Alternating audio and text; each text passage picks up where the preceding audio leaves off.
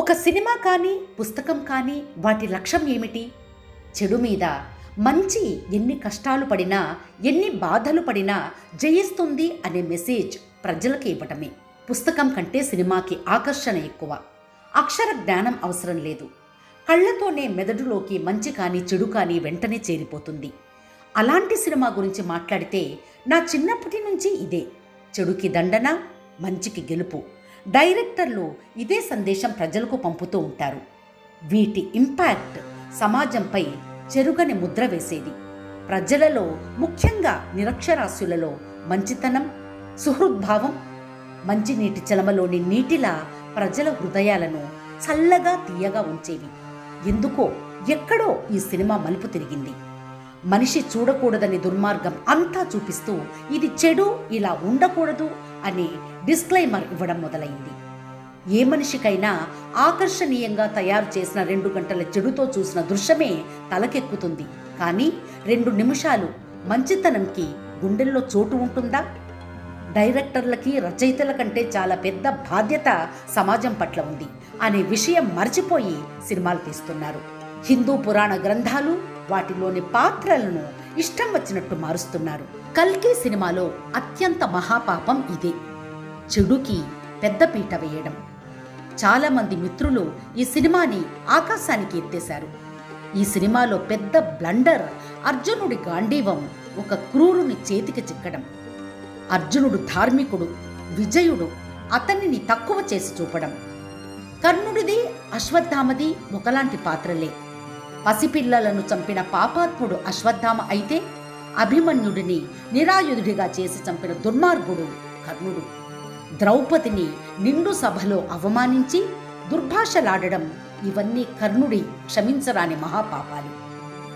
పుట్టగానే తల్లి వదిలేసిందని, దాన ధర్మాలు పరాక్రమం ఉన్నా అర్జునుడికి ఉన్న ఖ్యాతి రాలేదని, కర్ణుడికి అన్యాయం జరిగిందని సినిమా వాళ్ళకి కర్ణుడంటే ఎక్కడా లేని సానుభూతి, ప్రేమ. ఒక దుర్మార్గుడు కూడా ఇలాంటి కష్టాలను అనుభవించి పెద్దవాడై నేరాలు చేస్తే న్యాయం హర్షిస్తుందా? చిన్నప్పుడు చాలా కష్టాలు పడ్డావు కాబట్టి నీవు చేసిన నేరాలన్నీ చెరిపేసి నిన్ను చాలా మంచివాడు అని డిక్లేర్ చేస్తున్నాము అన్నట్టుగా ఉంది ఈ సినిమా డైరెక్టర్ల తీరు చూస్తే. అసలు నాకు సినిమాలో మొదట కనిపించిన తప్పు, నీరు ఎక్కడా ఉండదు. మానవ శరీరం పంచభౌతికం. నీరు లేకుండా మనుషులు ఎలా బ్రతుకుతున్నారు? అసలు మనిషికి బ్రతికే ఛాన్స్ ఉందా? తినే యాపిల్స్ ఎక్కడి నుండి వచ్చాయి? అదేమిటో గర్భవతులు సీరం ఎక్కించుకుని శక్తివంతుడు అయిపోవాలని చూసే విలన్, యూనిట్ల కోసం వెంపర్లాడే హీరో. స్టార్ వార్లు చేస్తారు, ఆయుధాలు, రథాలు, కంప్యూటర్లు కనిపెడుతూ చచ్చేట్లు తన్నుకుంటూ ఉంటారు. మనిషికి ప్రాణాధారమైన నీరును మాత్రం తయారు చేయరు. అలాగే ఎడారుల్లో బ్రతుకుతూ ఉంటారు. వర్షాన్ని మాత్రం దైవానికి వదిలేస్తారు. ఇక అశ్వత్థామ కర్ణుడి కంటే నికృష్టుడు. పసిపిల్లలను చంపి చివరకు గర్భంలో ఉన్న శిశువుని కూడా వదలని దుర్మార్గుడు. నిజం చెప్పండి, ఈ సినిమాని సమర్థించేవారు పసిపిల్లలను చంపిన వారిని క్షమించగలరా? తనకు కొడుకు లాంటి వాడిని నలుగురు కలిసి కిరాతకంగా చంపేస్తే ఆహా గొప్ప హీరో అనగలరా?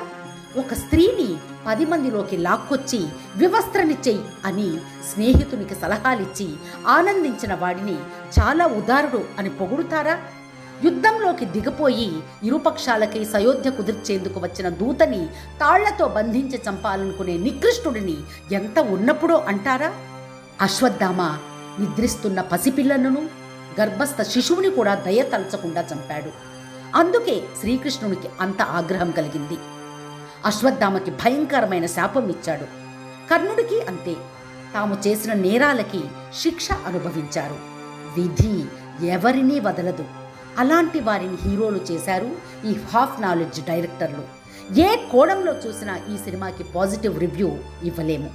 అశ్వత్థామ చిరంజీవి కదా, ఏం చేసినా మరణం ఉండదు అనే పాయింట్తో హీరోని చేసి ఉంటారేమో.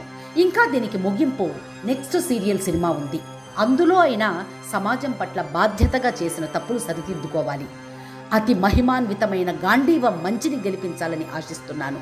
అసలు ఈ సినిమా డైరెక్టర్లందరినీ కూర్చోబెట్టి చేతనైతే హిందూ పవిత్ర గ్రంథాల్లోని మంచిని, నీతిని, ధర్మాన్ని ప్రజలకు అర్థమయ్యేలా సినిమా తీయండి, లేకపోతే వాటి జోలికి వెళ్ళకండి అని పురాణాలు ఔపాసన పట్టిన మన ప్రవచనకర్తలు వాళ్ళకి క్లాస్ పీకాలి.